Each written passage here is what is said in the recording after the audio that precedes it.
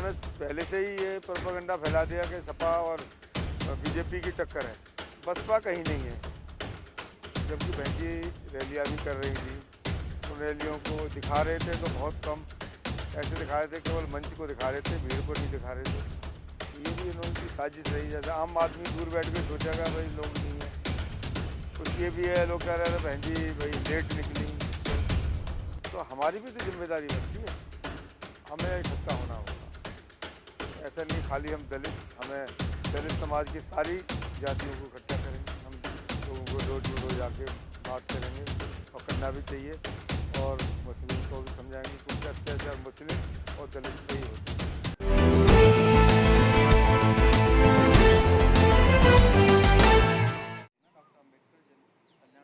महेश जी, क्या कहेंगे आप, जिस तरह से चुनाव के नतीजे आए हैं उनको लेकर क्या कहेंगे आप?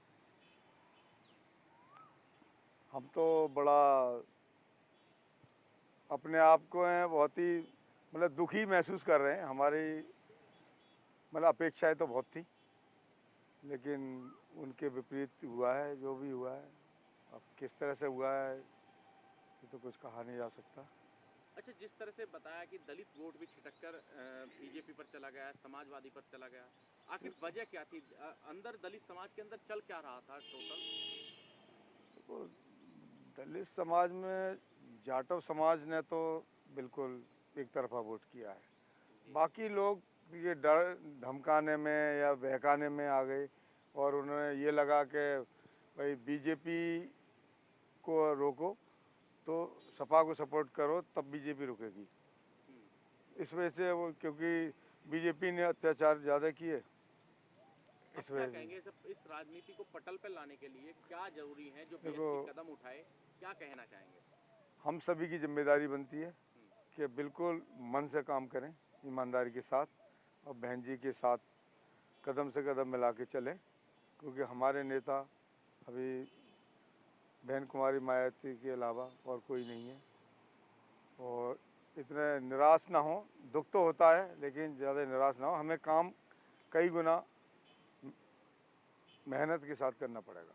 कई गुना मेहनत के साथ। अच्छा, इसके पीछे कारण क्या मानते हैं आप कि जो बहन जी पर आरोप लगाए जा रहे हैं कि देर से निकली, या फिर जो एक नीचे का तंत्र था, बहन जी के नीचे के जो नेता का एक तंत्र था, वो नेता काम नहीं कर पाए? क्या कारण रहा, क्या वजह मानते हैं आप? देखो, बहन जी हमारी राष्ट्रीय नेता हैं, उनके सामने बहुत सारी समस्याएं होती हैं, बहुत कुछ देखना होता है। हम सोचें कि भाई हर जगह बहन जी जाएँ, पॉसिबल नहीं है।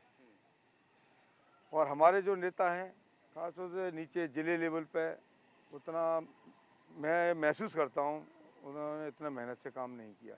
लोगों को समझा नहीं पाए या उनके पास जा नहीं पाए, या उनकी और कोई वजह हो सकती है।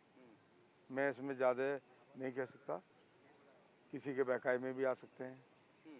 और मैं तो यही देखता हूँ वो ज़्यादातर नेता केवल फ़ोटो खींच के अपना फ़ोटो डालते हैं, काम कम। हमें काम करना पड़ेगा। अच्छा, एक चीज़ और भी निकल कर सामने आ रही है, एक रिकॉर्डिंग जो है वो वायरल हो रही है एक चुनाव अधिकारी की, पीठासीन अधिकारी की। उसमें वो कह रहे हैं कि ईवीएम बदल दी गई हैं और ये चीज़ें जो है बिहार चुनाव से लाई गई थी। तो क्या लग रहा है आपको, क्या? नहीं सुना मैंने भी है, मेरे पास भी आई है ऑडियो। तो बड़े वो निराशा के साथ में कह रहे हैं, डिग्री कॉलेज के प्रोफेसर है, कि आगे से मैं चुनाव में नहीं आऊँगा, मैं अपने बच्चों का भी जीवन देखना है। तो अब कहाँ तक ये सच्चाई है कुछ कहा नहीं जा सकता, लेकिन कुछ ना कुछ तो है। राजनीति में भी इस हाँ पर भूचाल मचा हुआ, क्योंकि हाँ अखिलेश यादव उसको लेकर ट्वीट कर चुके हैं और उसकी बिल्कुल सुरक्षा की चिंता जताई है उन्होंने। बिल्कुल, उन्होंने क्लियर कट कहा है कि भाई इसके ईवीएम का मामला है और ये जो अधिकारियों के ऊपर प्रेशर होता है, हमें उनकी सुरक्षा करनी चाहिए जैसे। और पकड़े भी गए बहुत, लेकिन सत्ता में बहुत ताकत है। अच्छा, क्या कर फिलहाल सकते अगर हैं। हम दलितों के भविष्य को देखें, जो खासकर जाटव समुदाय, क्योंकि एक जो फूट डालने की कोशिश की जा रही है लगातार, और मुसलमानों के एक बयान अभी मीडिया में भी चलाया जा रहा है, जो मायावती ने बयान दिया था उसको तरोड़ मरोड़ के पेश किया जा रहा है कि मुसलमान ने जो है वोट फिर नहीं दिया, मतलब इस तरह से दिखाने की कोशिश की जा रही है। जब देखो, मीडिया तो सब उन्हीं लोगों का मीडिया है जो लोग जीत के आए, बाकी वो हमारी बात क्यों करेंगे। और हम किसी पे ऐसे आरोप नहीं लगाते कि उन्होंने वोट नहीं दिया। ठीक है, उनकी हो सकता है कोई मजबूरी रही हो या बहकाने में आ गए हों। तो या उन्हें दिखाई दे रहा होगा जैसे हमारा मीडिया जो सरकारी मीडिया उन्होंने शुरू से यही कह रहे हैं कि भाई लड़ाई हमारी केवल बसपा कहीं नहीं है, उसमें सपा और बीजेपी की है। तो उन्होंने सोचा भाई बीजेपी को अगर रोकना है तो सपा की मदद करनी पड़ेगी, क्योंकि उनके ऊपर भी अत्याचार कम नहीं हुए 5 साल के शासनकाल में। तो ये भी बात हो सकती है और कुछ हमारे लोगों को समझाने में भी कमी रह सकती है। अच्छा, क्या लगता है आपको अगर दलित मुस्लिम का गठजोड़ बनता तो क्या नतीजे होते? देखो, दलित और मुस्लिम ये अगर मिल जाते हैं, हमें कुछ ओबीसी, तो मेरे ख्याल है बीएसपी को हराने वाला कोई नहीं है। क्यों, और हैं कहाँ वोट हमारे? वही 22-23% वोट पर सरकार बनी थी, आज हम 13% रह गए। तो बड़ा दुख की बात है। मतलब जो बीजेपी पहले से दिखाना चाह रही थी कि फाइट जो है वो सपा और बीजेपी के बीच में है, और बाद में होते होते चुनाव को वही हिंदू मुस्लिम के पैटर्न पर ले आना, तो क्या उसमें कामयाब हो गई बीजेपी? हाँ, वो तो उसमें कामयाब हुई अपने मिशन में। उन्होंने पहले से ही ये प्रोपेगेंडा फैला दिया कि सपा और बीजेपी की टक्कर है, बसपा कहीं नहीं है। जबकि बहन जी रैलियाँ भी कर रही थी, उन रैलियों को दिखा रहे थे तो बहुत कम ऐसे दिखा रहे थे, केवल मंच को दिखा रहे थे, भीड़ को नहीं दिखा रहे थे। तो ये भी इन्होंने की साजिश रही। जैसे आम आदमी दूर बैठ के सोचेगा भाई लोग नहीं है। कुछ ये भी है, लोग कह रहे हैं बहन जी भाई लेट निकली क्या, तो हमारी भी तो जिम्मेदारी बनती है कि क्षेत्र में हम भी तो काम करें, जनता की भी जान। सोशल मीडिया पर दलित समुदाय को ये लगातार आह्वान किया जा रहा है कि इस पर अब मंथन करने की जरूरत है, समाज निकलकर मंथन करे कि आगे भविष्य क्या होगा, क्योंकि अंधकार में नजर आ रहा है बीएसपी का। क्या आपको लगता है ऐसा कुछ है? देखिए सर, जो भी प्रचार हमारा बसपा का हुआ है सोशल मीडिया के द्वारा ही हुआ है, बाकी मेन मीडिया ने तो कोई प्रचार किया ही नहीं।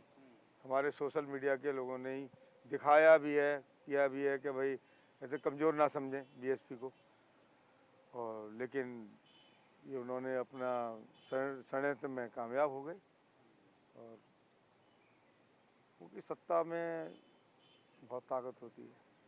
तो अब क्या कहेंगे, जिस तरह की दोबारा से बीजेपी सरकार आ गई है, और पिछली बार देखा था कि कई चीज़ों पर जो है वो अगेंस्ट गए थे फैसले, खासकर दलित समुदाय के, तो अब की बार क्या लग रहा है कि इस तरह के छेड़छाड़ करने से कतराएगी बीजेपी? नहीं सर, हमें इकट्ठा होना होगा। ऐसा नहीं खाली हम हमें दलित समाज की सारी जातियों को इकट्ठा करेंगे। हम लोगों को डोर टू डोर जाके बात करेंगे, और करना भी चाहिए, और मुस्लिम को भी समझाएंगे, क्योंकि अत्याचार मुस्लिम और दलित पे ही होते हैं। ओबीसी भी बेकाये में आ जाते, ओबीसी साथ नहीं दे पा रहे, क्या वजह रही उनकी? नहीं तो ओबीसी के लिए कोई अच्छा तो किया नहीं। ओबीसी और एससी में कोई ज़्यादा फर्क तो है नहीं।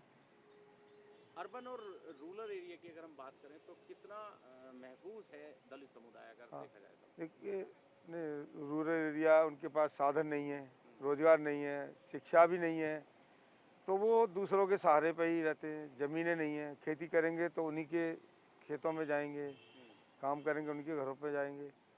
तो वो उनकी इच्छा ना भी हो, लेकिन उन्हीं के हिसाब से वो चलना पड़ेगा उनको। उन्हीं के साथ तो हमें उनके अंदर से भी डर निकालना है, और ये जब भी हो सकता है जब हम सब संगठित रहेंगे। इस वीडियो में कही गई सभी बातें वक्ता की अपनी राय है, जिसकी पुष्टि हम या हमारा चैनल नेशन टाइम नहीं करता।